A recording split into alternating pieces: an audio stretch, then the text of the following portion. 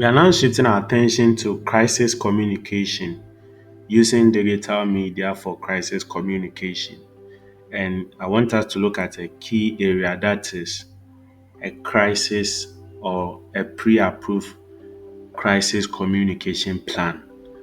This is a prepared document that spells out how an organization will react, comment, and also manage information flow during a crisis. Okay, so in this document, there are certain components that needs to be there.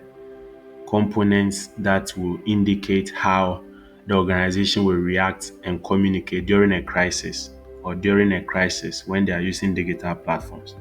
So a crisis communication plan for digital media is very, very important. So we want to look at some of the key components of this particular communication or crisis communication plan. So first of all, one thing that needs to be included in the crisis communication plan for managing crisis on digital platforms is crisis type and triggers. So the incidents, this has to do with the incidents that would lead to the activation of the crisis plan. That is the crisis type and triggers. So the crisis plan should clearly define the type of events that qualify as a crisis. Okay. So that once this event happens, then they decide to activate the crisis plan. Okay. So that is the type of crisis and the circumstance that will trigger the crisis plan to be what activated.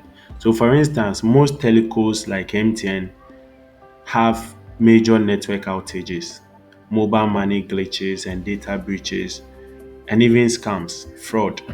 So the crisis communication plan should indicate what will trigger the activation of the plan. That once there is a major network outage or once there's a mobile money glitch on our system, then we activate the crisis communication plan. So that is one key component. The crisis type and triggers. That is the type and the instances or situations that will lead to the activation of the plan. For universities, a crisis trigger can be an exam leakage. Okay, it's the same for educational institutions like WAEC. So once there's an exam leakage, then WAEC can decide that this is a trigger for the crisis plan. So let's activate the crisis plan. So that is another instance. For food companies, the trigger can be food poisoning or contamination. So once we had a brand like Gino, Tasty Tom experiencing some contamination in their tomato paste. So once this instance happens, then they activate the crisis plan. They decide on responding to the instance by activating other components of the crisis plan. So this is the crisis triggers, the instances that will lead to the activation of the crisis plan. And then also in the crisis plan should be, or one other thing that should be included in the crisis plan is the crisis response team. So the crisis response team has to do with the people that will respond during these crisis situations. So once the crisis has been triggered, then which people are going to respond? So with the crisis team, you should have clear roles and responsibilities of the people that they are supposed to respond. So you have to specify who has to manage the crisis, who has to speak, who has to react, and who must do what. What this does is that it helps to prevent confusion so that not anyone, such as an intern, will pick up their mobile device and they are trying to communicate. No, there should be a crisis response team with dedicated roles and responsibilities. There should be a crisis lead, which is most of the time the CEO of the organization, who would be the overall decision maker.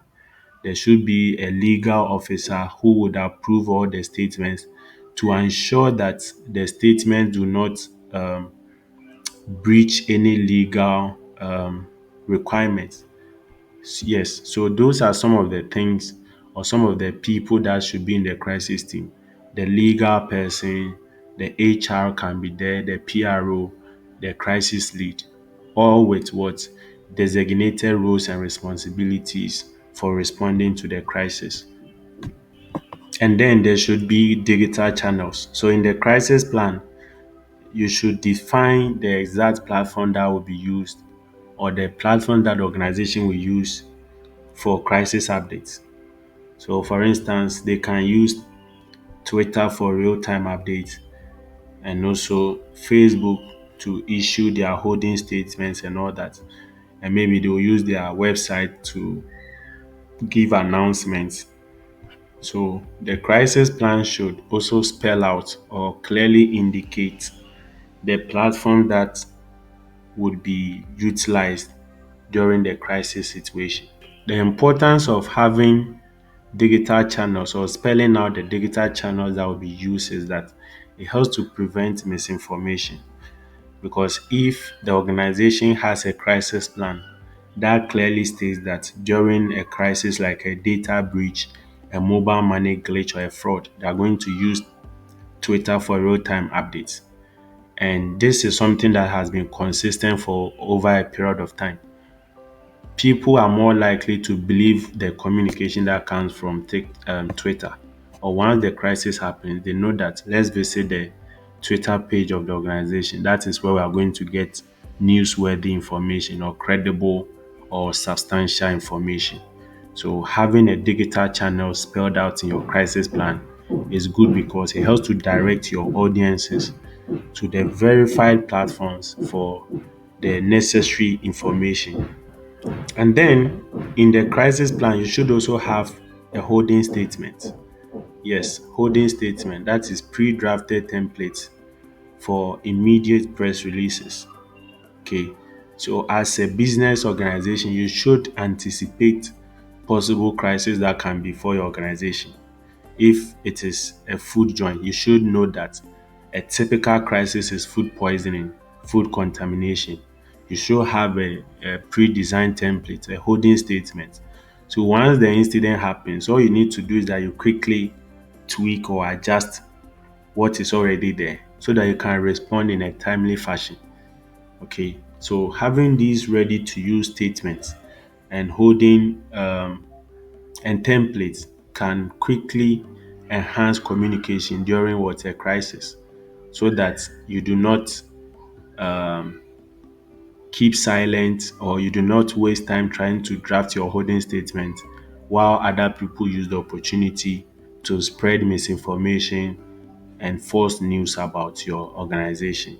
So holding statements should be included in the crisis plan. And then in the crisis plan, you should also have approval process.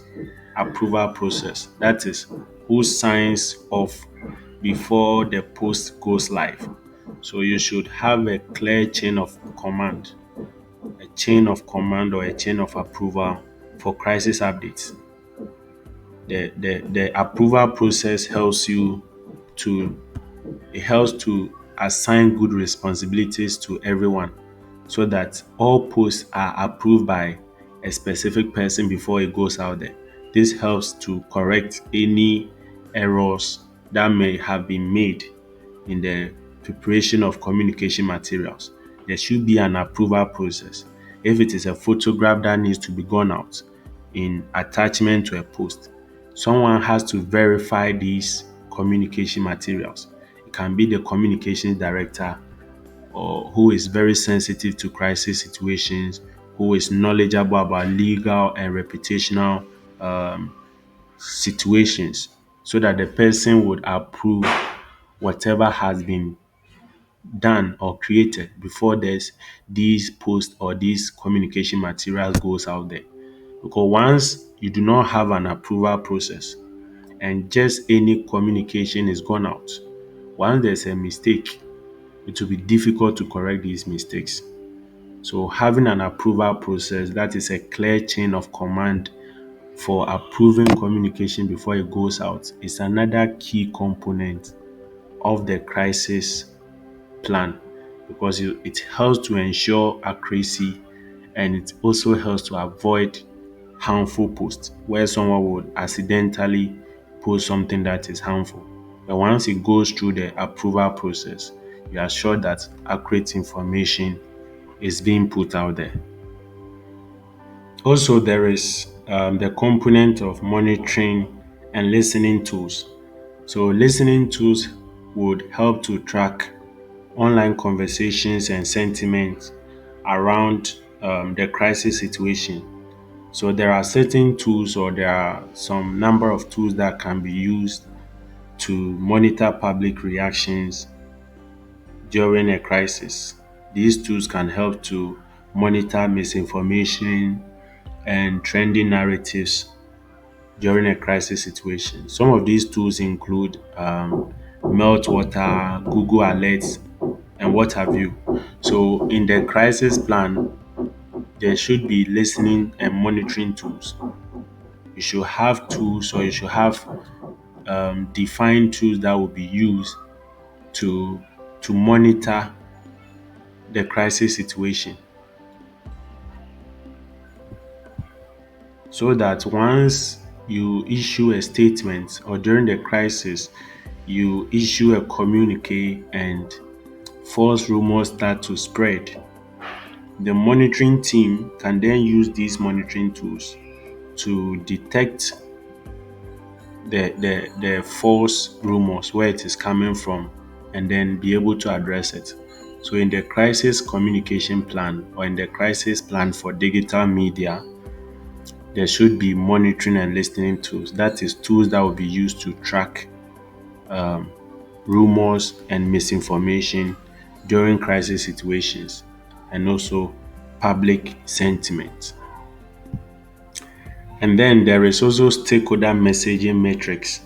So, as a business or as a brand, your stakeholders are of different categories, they are not the same people. So you have customers, you have employees, you have investors. During a crisis, you should have tailored messages for each of them. You can't use the same message for everyone. So for internal publics, or internal stakeholders, or employees, you should have a messaging matrix to engage them during a crisis. It can be in the form of internal memos, safety instructions, and talking points. For customers, it can be in the form of frequently asked questions. For the media, it can be in the form of press release and all that. So, what the stakeholder messaging matrix means is that you should have tailored messages for the diverse stakeholders, because they do not have the same needs.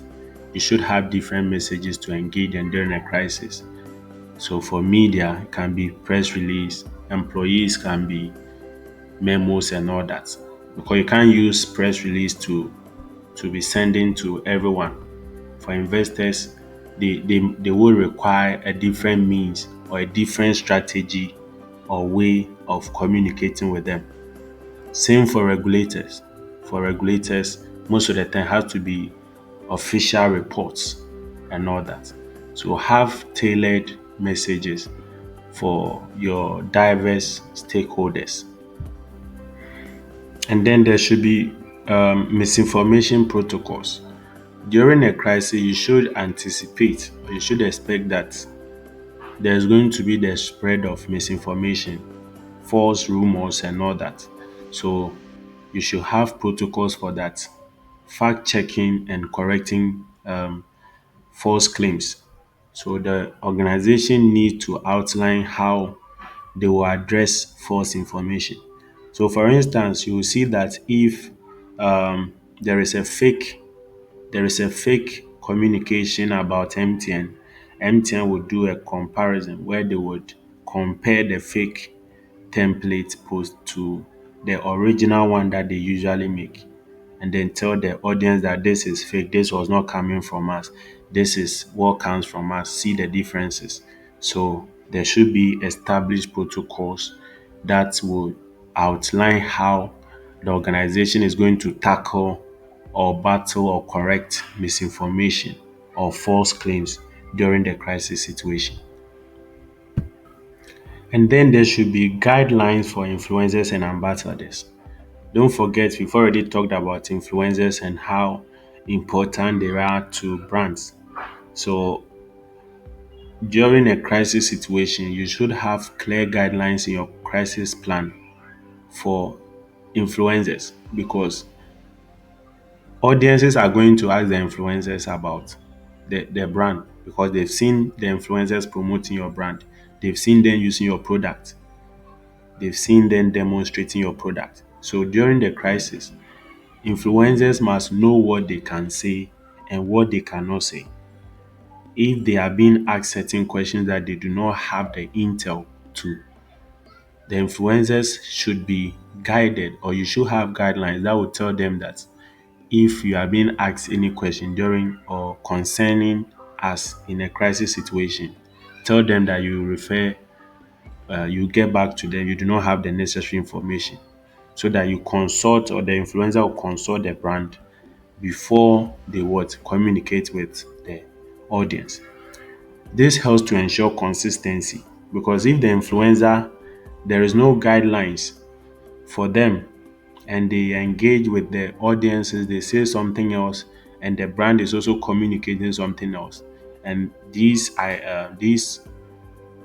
communication from the brand and the influencer is conflicting or is not matching, it's going to raise serious questions about trust, reputation, and credibility. So there should be guidelines for influencers on what they can say during the crisis and what they cannot say. And then in the crisis plan, there should be a post-crisis review. So after the crisis situation or after the crisis is at the adamant stage, the dormant stage, the organization needs to sit down and review everything that happened. They need to assess the lessons that they've learned. They need to update the plan because if the guidelines or certain things in the plan didn't work out during the post-crisis review, they should be able to adjust and update these items in the plan. So in the crisis plan, there should be a post-crisis review where the organization will evaluate what worked out, what failed, what needs to be improved. Okay, so that they can improve themselves for future crisis situations. So in the review, they can review their response time. Was our response timely? Was the message clear? The crisis response team, how were they efficient? Was it good or not very good? Public sentiment. So they need to check all these things so that they can make adjustments. So these are certain things in the crisis communication plan.